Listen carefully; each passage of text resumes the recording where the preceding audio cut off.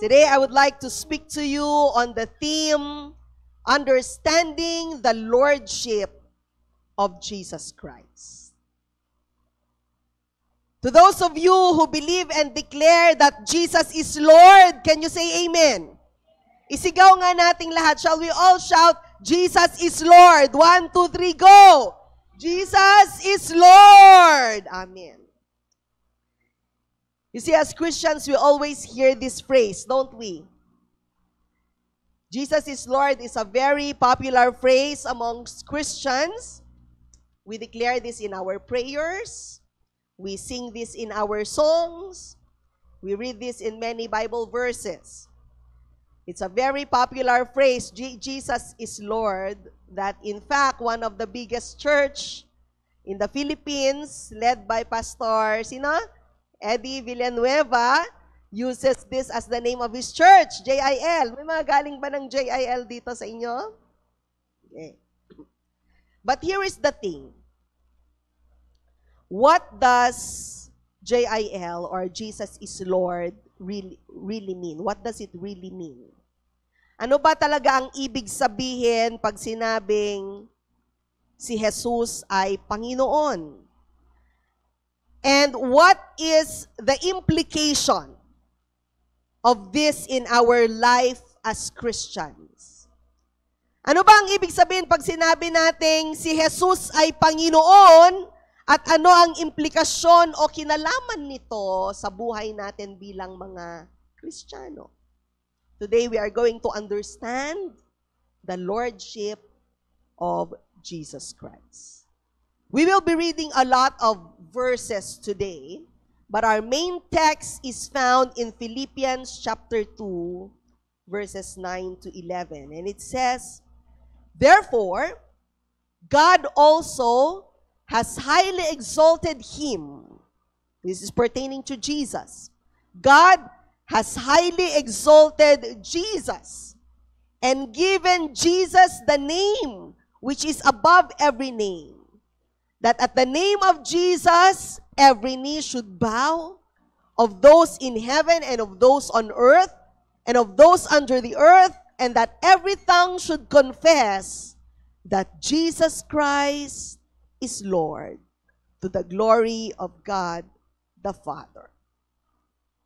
Sa Tagalog, ang salita ng Diyos version, kaya naman itinaas siyang lubos ng Diyos at binigyan ng titulong higit sa lahat ng titulo, upang ang lahat ng nasa langit at lupa at nasa ilalim ng lupa ay luluhod sa pagsamba sa Kanya at kikilalanin ng lahat na si Hesukristo ang Panginoon sa ikapupuri ng Diyos Ama. Church, there are a few points that we need to understand regarding the Lordship of Jesus Christ. First, we must understand that our Savior is called the Lord Jesus Christ. Many verses in the Bible tells us so. In Luke 2 verse 1, it says, "For there is born to you, may pinanganak sa inyo, this very day, in the city of David." Who is that person who was born? A Savior. And who is this Savior? Who is Christ the Lord. Philippians 3:20, "For our citizenship is in Canada." Hello? Kikinig ba tayo? Is our citizenship in Canada? For our citizenship is in Philippines. For our citizenship is where? In heaven. From which we are also excited. We are eagerly waiting for the Savior who is the Lord Jesus Christ. Tandaan natin, church, ang tagapagligtas natin ay tinatawag nating Panginoong Hesu Kristo. Second, we must understand that Jesus Christ is both Lord and Savior. He is not only Lord, He is not only Savior, but He is both Lord and Savior. Magkakambal yan. There are many verses in the Bible that is always attaching the word Lord and Savior. Here's a few examples. In 2 Peter 1:11, sabi doon, "For so an entrance will be supplied to you abundantly into the everlasting kingdom of who? Our Lord and Savior, Jesus Christ." Also, in 2 Peter 3:18, sabi doon, "But grow in the grace and knowledge of our Lord and Savior, Jesus Christ. To Him be the glory both now and forever. Amen." So maraming mga verses. Kumuha lang ako ng dalawa for the sake of time. So si Jesus ay hindi lang Panginoon, si Jesus ay hindi lang tagapagligtas, bagkus siya ay pareho nating Panginoon at tagapagligtas. That's right. We always hear people when they talk, they always say, "Our Lord and Savior, Jesus Christ." Maging bahagi yan ng bokabularya natin, mga kapatid. Amen? Amen. Third, we must understand, ito importante, mga kapatid. Salvation includes confessing that Jesus is Lord. Are you listening? If a person does not confess that Jesus is Lord, that person is not going to be saved. If a person says, "I don't believe in Jesus," you will not see that person in heaven. Hello? Romans 10:9. Anong sabi doon? If you confess with your mouth, what? What are you going to confess? What are you going to declare? That Jesus is Lord. And you believe in your heart that God raised Him from the dead, then you will be saved. Malinaw, mga kapatid? Pastor Francis a while ago mentioned a few religions. Do those religions believe that Jesus is Lord? Huh? So do you think they will be saved based on this verse? If you have a friend, if you have a co-worker who would never acknowledge and who would never declare that Jesus is Lord, sorry, you will not have a reunion with that friend in heaven. Only those people who would confess that Jesus is Lord will be saved. Is that clear, church? Does everybody here confess and declare that Jesus is Lord? Amen. Kita-kita tayo sa langit. Now, let's see some definitions. What is the meaning of the word Lord? Lord of the Rings. Lord of Flies. Lord, my Lord. Ano bang ibig sabihin ng Lord? Yung iba sa inyo, expression, "Oh, my Lord." Lord. Merriam-Webster said, a Lord is a person who is having power and authority over others. Meron bang tao sa buhay ninyo na mas may kapangyarihan at otoridad sa inyo? That's your Lord. A Lord is a master or a ruler, according to Oxford. Are your employers your masters and your rulers? They're probably your Lord, no? So, human things, human people yung ini-example ko sa inyo, ha? Okay. A Lord is also a person or a deity who has authority, control, or power over others, acting as a master, a chief, or a ruler. That's according to Wikipedia. So, pag sinabing Panginoon, ibig sabihin siya yung may kapangyarihan. Siya ang batas. Salita yan ng mister ko, si Mrs. ang batas. Huh? So whoever has the authority, whoever has the control, and the power, and the say, is the Lord. Okay? Human aspect yon. Now, we're talking here about the lordship of Jesus Christ. Pag sinabi nating Jesus is Lord, ibig sabihin, siya ang pinakamataas sa lahat. He is the supreme authority. Higher than the Supreme Court. Higher than the ICC. Sinong nasa ICC ngayon? Higher than any court. Higher than any law. The supreme. Jesus is in fact called the King of Kings and the Lord of Lords. Meron pa bang tataas sa Lord of Lords? Likumin mo lahat ng Lords, siya ang Lord nila. So, ibig sabihin, the ultimate powerful deity and has the authority is no other than the Lord Jesus Christ. Amen? So, based on the definitions, based on our doctrine of salvation, if Jesus is not your Lord, if He is not your master, if He is not the ruler of your life, if He does not have authority over your life, my friend, wake up. You will not be saved. Are you listening, church? I don't want anybody here left behind. When we all get to heaven, everybody will be present. Amen. Why? Because all of us, Jesus is our Lord.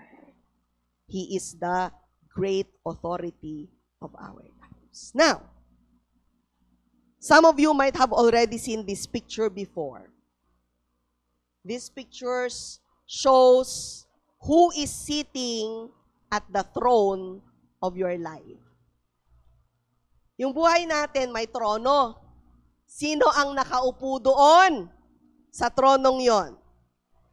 Before we received the Lord Jesus Christ,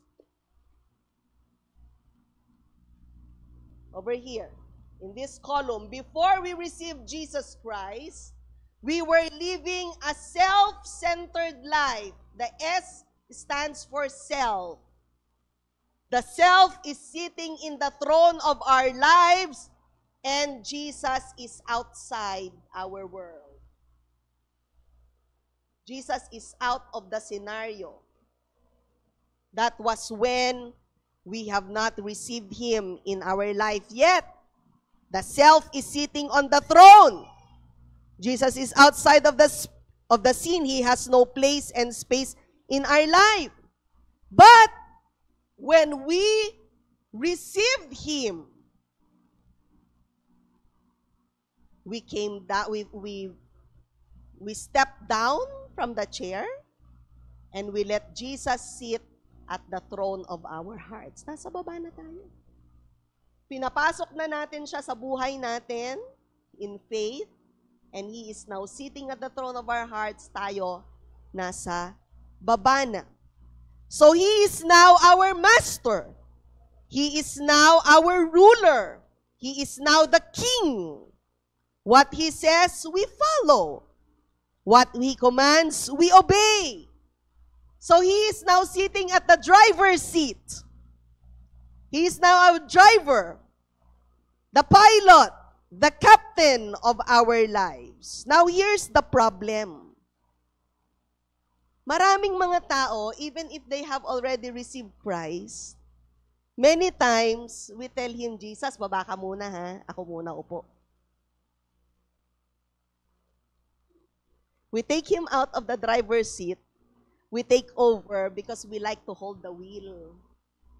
We don't want where Jesus is directing us. So we want to hold the wheel and go in the direction where we want to go. If that is what is happening in your life, then ask yourself, is Jesus really the Lord of my life? Remember ha, in order to be saved, we need to believe and confess that Jesus is Lord. It's not enough that we are only believing. O, naniniwala ka nga that Jesus is Lord, pero isinasabuhay ba natin? Siya ba talaga ang nakaupo sa trono ng buhay natin? Is He the one controlling us or we are controlling Jesus? Jesus, diyan ka lang ha. Pag may time ako sa'yo, yon. Pag may time.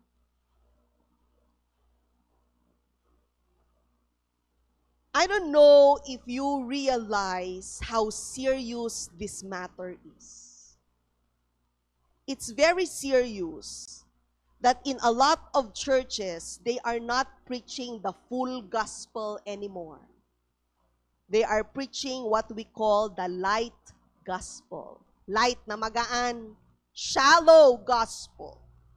They don't take how serious it is to believe and confess in the Lordship of our Lord Jesus Christ.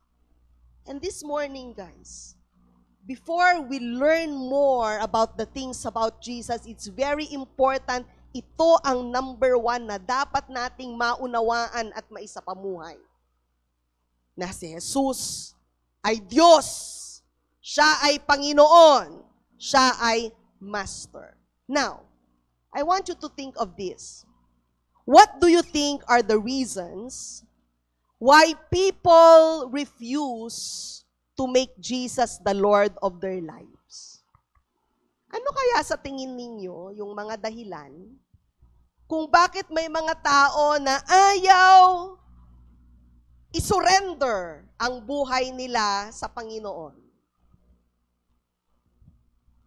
Isip. What do you think are the reasons why people refuse to allow Jesus to sit at the throne of their lives? Now, there's many reasons, but for the sake of time, I just listed a few. There are some people who say, ayokong mag-surrender ng fully sa Panginoon kasi God may ask me to do something that I don't really want to do. Baka kasi may ipagawa sa akin ang Diyos, pero ayokong gawin. Have you ever had a point in your life when God wanted you to do something that you didn't want to do? Okay. I'll remind you of a story in the Bible, very popular. If you grew in Sunday school, you know this. This is a person who had this mentality. Prophet siya. Si Jonah, minor prophet. Pero meron siyang ganung pag-iisip. Ayaw niyang i-fully surrender yung buhay niya sa Panginoon kasi may mga pinapagawa sa kanya ang Diyos na ayaw niyang gawin. You remember the story of Jonah? God told him to go to where? Nineveh, to preach the gospel. But Jonah didn't want to go to Nineveh. So instead of going to the right, he went to the left. He took the opposite route. And you all know what happened to Jonah. Huh? He got swallowed alive by a big fish.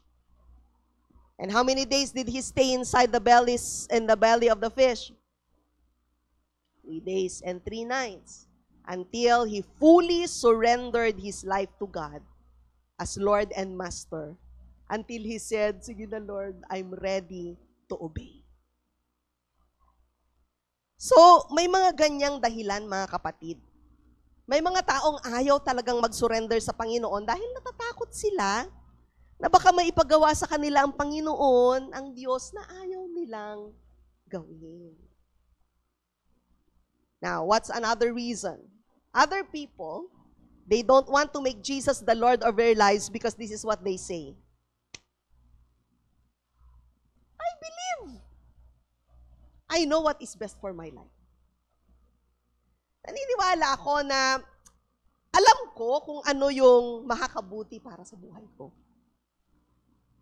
Has there ever been a point in our life that we thought we knew what is best for us? Paalala ko kayo, here's a story. You remember the story of Samson? Samson and Delilah. Who is Samson? Samson was the wisest king. May tumatango sa inyo. Was Samson the wisest king? Solomon yun. Amen. Anong meron si Samson? God gave him the gift of physical strength. Okay. Tulog kayo umuoo kayo, may tumatango kanina. But what was the problem with Samson? Samson was stubborn, matigas ang ulo. He thought he knew what was best for him. He thinks it is best for him to marry Delilah. The beautiful Delilah. Anong problema? That beautiful woman is from the enemy's camp. Kalaban si Delilah. And his parents, Samson's parents, kept on telling Samson, no, Samson, she is not the right woman for you. But Samson kept on insisting. Makakalaban at mapipigilan mo ba ang pinakamalakas na tao? Kahit igapos mo yan, itali mo yan, papalagyan. No? He kept on insisting to his parents that he wanted this girl very badly. He didn't want to listen to his parents. Even though his parents keep on telling him, do not be equally yoked to unbelievers and to pagan people. He insists. He thinks he knows what is best for him. O, di bali, bishop, ako ang magdadala sa kanya sa church. Nagdahilan pa, no?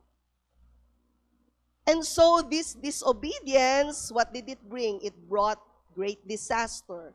Not only to Samson, but to the whole people of Israel as well. At kailan lang bumalik yung lakas ni Samson? Samson only regained his strength when he repented. When he finally surrendered to the lordship of God in his life. Pero naghintay muna siyang humaba ulit yung buhok niya. Took time, not right away. Can anybody relate? Tigas kasi ng ulo. Kala niya, alam niya yung best sa buhay niya, kaya ayaw mag-surrender sa Panginoon. Now, here's another example, another reason. Many people, they don't want to surrender to the Lordship of Christ because this is what they say. I'm afraid that what I submit to God may be taken away from me completely. Natatakot ako na baka kasi yung mga bagay na isasubmit ko sa Diyos, tuluyan niyang kunin mula sa akin. Let's be reminded of a story of a rich man who once came to Jesus and he asked, this rich man asked Jesus, what must I do to inherit eternal life? And then when Jesus told him, sell your possessions, give the money to the poor, what was the reaction of the rich man? The rich man went away very, very sad. Takot siya na pag mag-surrender siya sa Panginoon, lahat ng ari-arian niya, mawawala. Because he was indeed a very wealthy man. And when Jesus told him, sell your possessions, give them to the poor, he was not willing to surrender his wealth. Another example, look at the life of Job. God has taken everything from him. He was a rich man. All his cattle, all of his sheep, they all died. He had beautiful and handsome children. All of the children died. And then, he was inflicted with skin disease. Everything was taken away from him. But what were the words of Job, I mean. What were the words of Job? Job says, the Lord gave, and the Lord has taken away, but still I choose to say, blessed be the name of the Lord. Amen. Hallelujah. You see, church, submitting to Jesus Christ our Lord, as Lord, it means letting go of our own wants and desires, letting go of our own plans, but instead trusting that God has the best plan for our lives, and trusting that He will give us a bright future and a blessed hope. Amen. Yan ang ibig sabihin ng Matthew 16:25 to 26. Yung iba sa inyo na nagtataka kung anong ibig sabihin nito, itong ibig sabihin ng verse na to, yung sabi ng verse na, "For whoever desires to save his life will lose it. But whoever loses his life for my sake will find it. For what profit it is to a man if he gains the whole world and loses his own soul? Or what will a man give in exchange for his soul?" Basahin natin sa Tagalog. "Sapagkat ang taong naghahangad na magligtas ng kanyang buhay ay mawawalan nito. Ngunit ang taong nagnanais mag-alay ng kanyang buhay, alang-alang sa akin, ay magkakaroon ng buhay na walang hanggan. Ano ba ang mapapala ng tao kung mapasa kanya man ang lahat ng bagay sa mundo, pero mapapahamak naman ang kanyang buhay? May maibabayad ba siya para mabawi niya ang kanyang buhay?" Yes, brothers and sisters in the Lord, sometimes we are too concerned about our life here on earth. We are so concerned about gaining earthly things. We are reserving all our time. We reserve our effort to accumulate material health, wealth, to gain popularity, to receive the praises of men. Masyado tayong concerned, ano na lang ang sasabihin ng tao? Di abroad pa naman ako. Abalang-abala tayo sa pagliligtas ng ating buhay dito sa lupa, pagliligtas ng ating reputasyon at kung ano ang sasabihin ng tao tungkol sa atin. To the extent na tayo na ang nasusunod at itinatakwil na natin ang kautusan ng Diyos para sa ating mga buhay. Subalit mga kapatid, ano nga ba ang mapapala ng tao? Kung mapapasa kanya lahat ng bagay sa mundo, o sige na, sa'yo na lahat, ikaw na. Ikaw na ang bida, ikaw na ang magaling. Ano ang mapapala natin sa mga reputasyon na yan na binabantayan natin? Kung malulus naman natin ang buhay na walang hanggan. May maibabayad ba tayo para mabawi ang ating buhay? You see, the word of the Lord says, if you really want to gain the fullness of joy in your life, you must be willing to lose what this earthly life offers. Because the most important thing that you need to receive is no other than the capital L life, who is no other than the Lord Jesus Christ, when He said He is the way, He is the truth, and He is the life, and no one can come to the Father except through Him. Naiintindihan ba natin, mga kapatid? One more thing. Let us take a look at 5 stages of obedience towards God. Pag sinabi nating si Jesus ang ating Panginoon, si Jesus ang ating Master, siya ang may power at control sa atin. Ibig sabihin, whatever He commands, we obey. Can I hear an amen? Let's talk about obedience, mga kapatid. There are 5 stages of obedience towards God. And I am going to show you this and try to reflect. Saang stage kaya ang obedience natin sa Panginoon? Stage 1. I am going to do what I want to do, no matter what God wants. May mga tao ganyan ang pag-iisip. Gagawin ko ang gusto kong gawin, gusto man ito ng Diyos o hindi. Wala akong pakialam. Basta gusto ko. You know what kind of obedience is that? It's called defiance.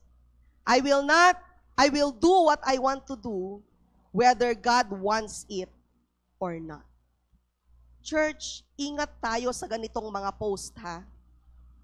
Basta kung saan ako masaya. Narinig nyo na yon? O baka kayo, nagpapayo pa kayo ng ganon. Uy, alam mo sis, basta kung saan ka masaya. Diyan ka masaya, diyan ka. As Christians, be careful in giving those advices. Hindi yon ang number 1 na sagot sa problema mo. It's not about what will make you happy. It's about what will make God happy. Masaya ka sa relasyon na yan. Masaya ba ang Diyos? Masaya ako dito eh. What kind of obedience is that? Lord, ayoko niyan. Hindi ako masaya dyan. Kasi, ang level ng obedience natin, kung ano lang yung makakapagpasaya sa atin. Susunod lang tayo kung convenient sa atin. We will only do if we want to do it. But if we don't want to do it, we will not do it. That's defiance. Pagre-rebelde yon sa Panginoon. Yun ang ibig sabihin ng defiance. Kung ano lang yung gusto ko, yun lang ang masusunod. Ganon si Samson. Gusto ko siya eh. Masaya ako sa kanya. Di dun ako. So it doesn't matter what God says. It doesn't matter whether God wants it or not. Basta I want it. Ganon ba ang level of obedience natin, mga kapatid? Second level of obedience. If God will give me what I want first, okay, then I will give Him an equal exchange. Kung ibibigay muna ng Diyos muna, ha? Sige, God, ibigay mo muna yung gusto ko, and then tatapatan ko kung ano yung binigay mo sa akin. That's called bargaining. Nakikipagtawaran ka sa Diyos. Sige, Lord, kung papayagan mong magka-visa ang asawa at anak ko, then sige, bibigyan kita ng 1 week a month. Tinapatan natin, no? Nakipagtawaran tayo sa Diyos.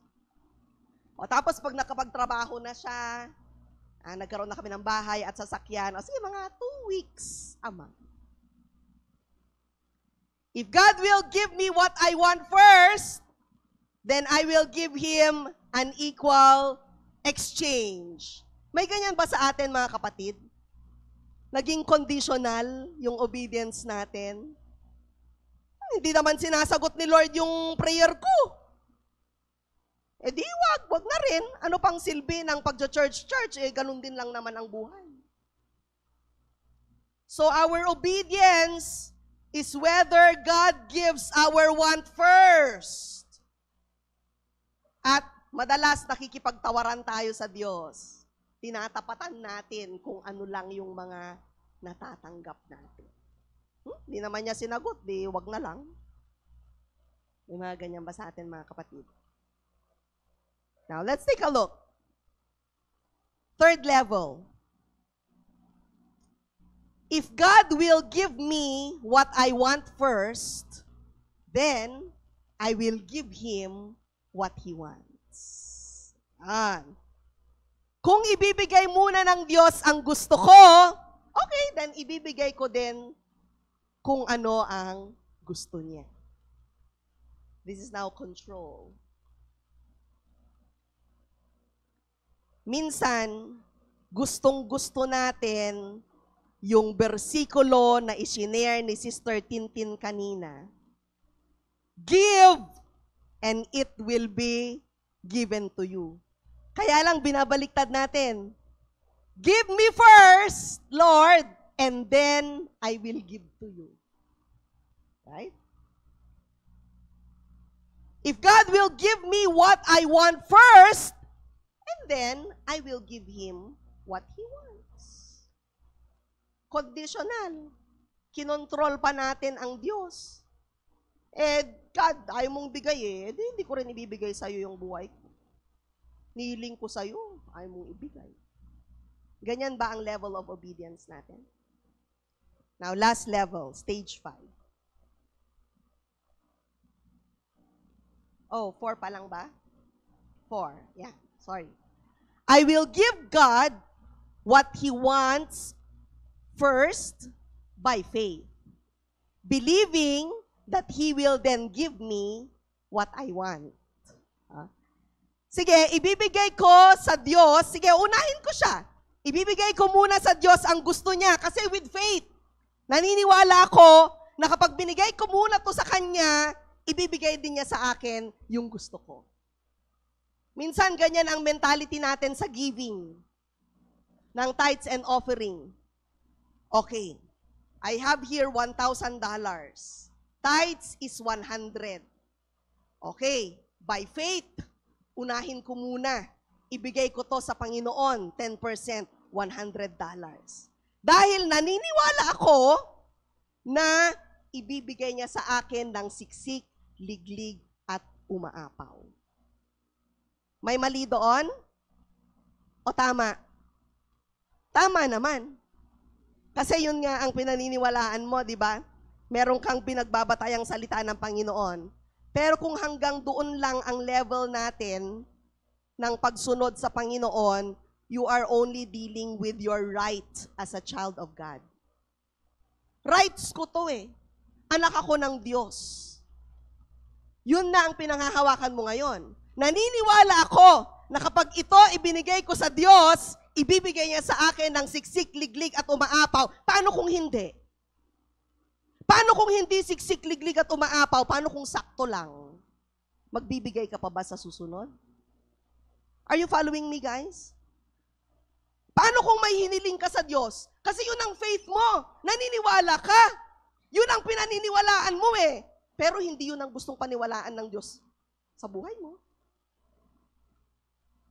Pero naniniwala ka na ito kasi ang sagot sa panalangin ko. Kaya ibibigay ko.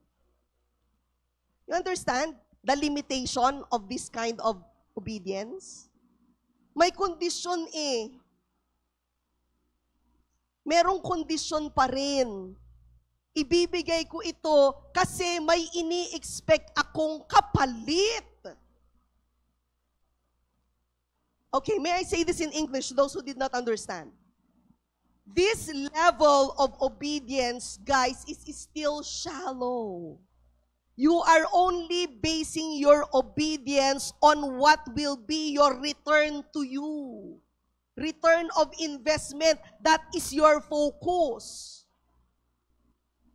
You give. Okay, so there's a lot of applications, but this is just my example in giving your offering.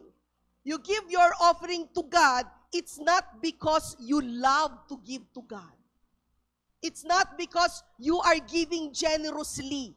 But the reason why you are giving is because you are believing that He will open the gates of heaven and pour out to the bosom of your lap, siksik, liglig, and umaapaw. You are not after the giver. You are after the gift. Are you following, church? It's like children to their parents. Why do children obey? Is it because they love their parents, or is it because Cheska is expecting to have her cell phone at the end of the year when she obeys? So yung obedience natin, nakabase, kasi naniniwala ako na pag nagpakabait ako, bibigyan ako ni mami at daddy ng iPhone na latest. Are you following me, church? I hope I'm making myself clear to you. Don't base your obedience on what you believe will be the return of your investment. But may our obedience be level number 5. I will give whatever God wants, regardless of whether or not He gives me what I want.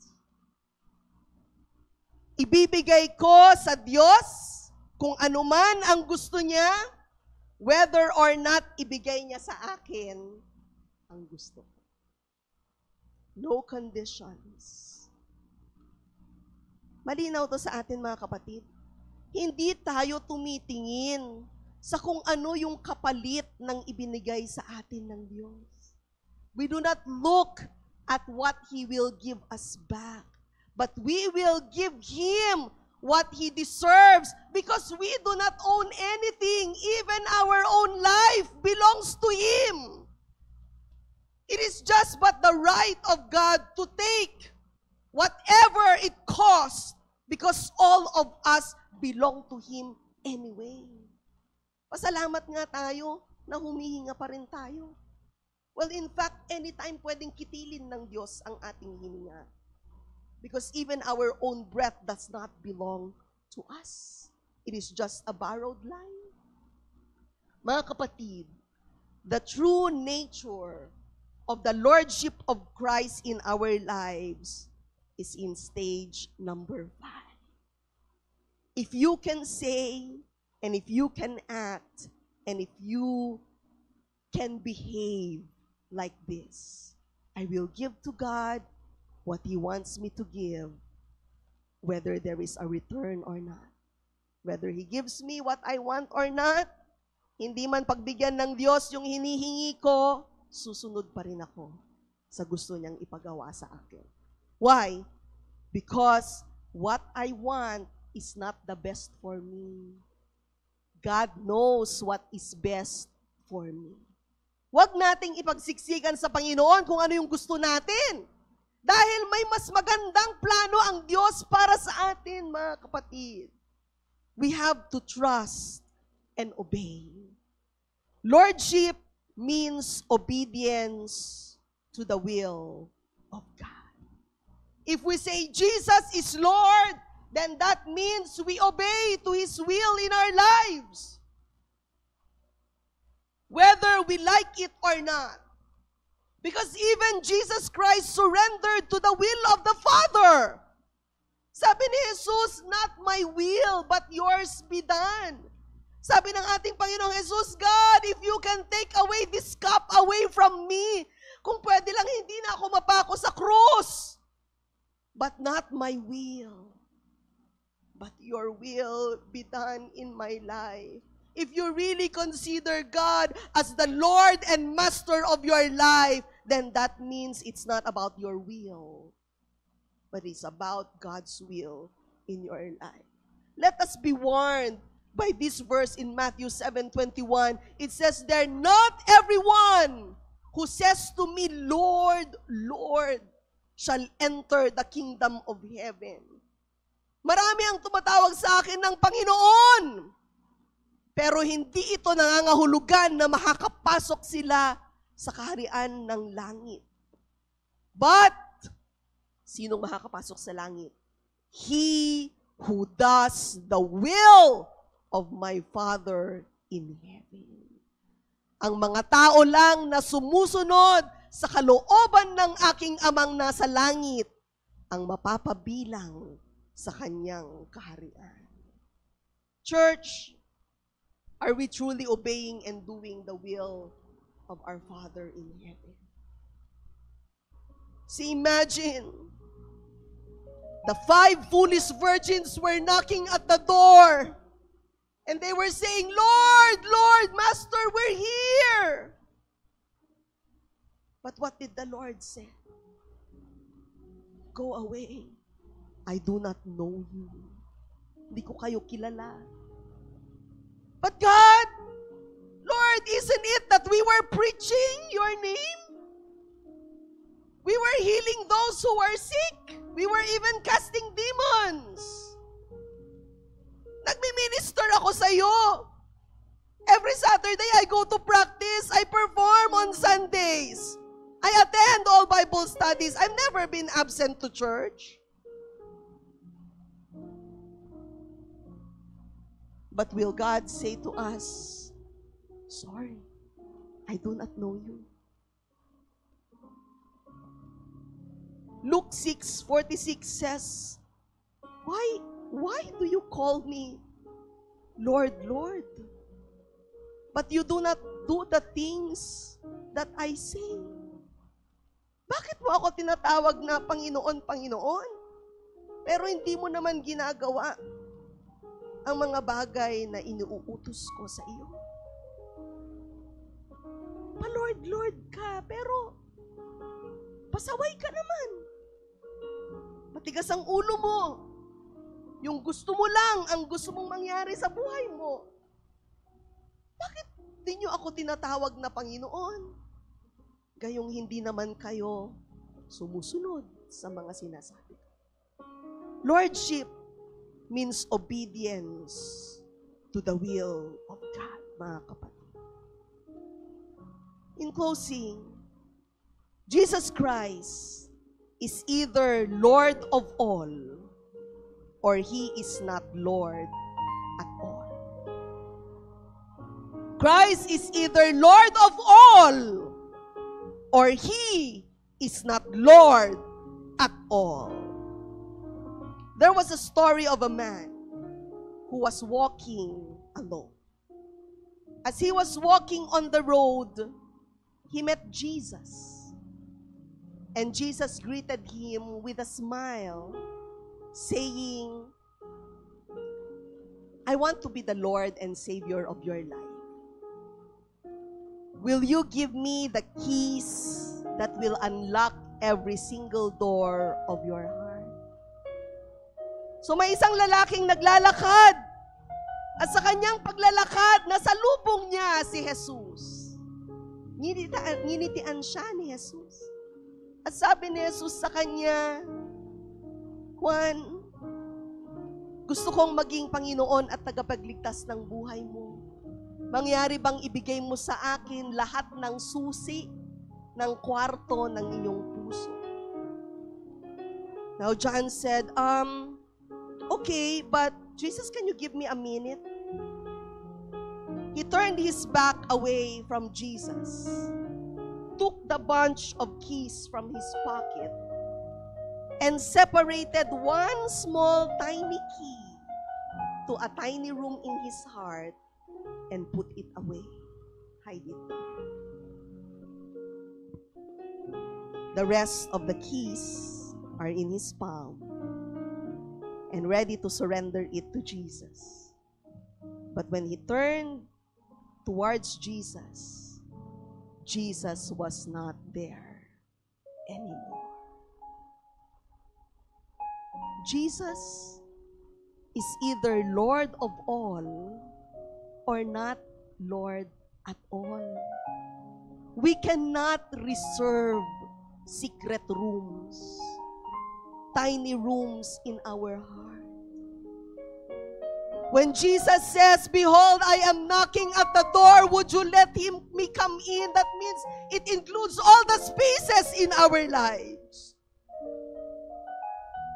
We cannot afford to not surrender a small space in our life. Because if Jesus will not be the Lord of all, then He is not Lord at all. Jesus said, the first and greatest commandment is this: love the Lord your God with all your heart, with all your soul, and with all your mind. Church, I believe there are some of you here that God is calling to have a complete surrender to Him. Maaaring matagal ka nang inuudyok ng Diyos na gawin ang isang bagay, subalit iniiwasan mo siya, tinatakasan mo siya, tinatakbuhan mo siya, marami kang dahilan, marami kang agam-agam at alinlangan. You see, church, God wants us to level up in our obedience towards Him. God is probably calling you for a deeper relationship, a deeper encounter, a deeper experience.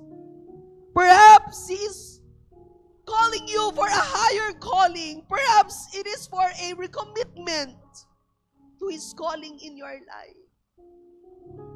Is Jesus the Lord and the Master of your life? I do not know about your situations and your conditions, but you know what it is that you are dealing with God in your life. I believe that God is speaking to you today to surrender everything that He wants you to surrender to Him. To surrender to Him all your situations, all your circumstances. You see, some of you are probably having issues with trust. You are probably doubting whether God is really working in your situation. You're probably questioning whether God is listening to your prayers or not. Yung problema mo, sinasarili mo pa rin. Kapatid, God wants you to cast all your cares upon Him. God wants you to let go and let God deal with things. Maaaring may mga bagay na pinabibitiwan at pinalilimot na sa iyo ng Diyos. There are things that God wants you to leave behind, to forget, and to take a step further. Pero hindi ka makabitaw-bitaw. Hindi ka makaalis-alis. Kapatid, it's time to let go. And let God deal with you. Allow the Lordship of Jesus Christ to rule in your life. Because He loves you and He knows what is best for you.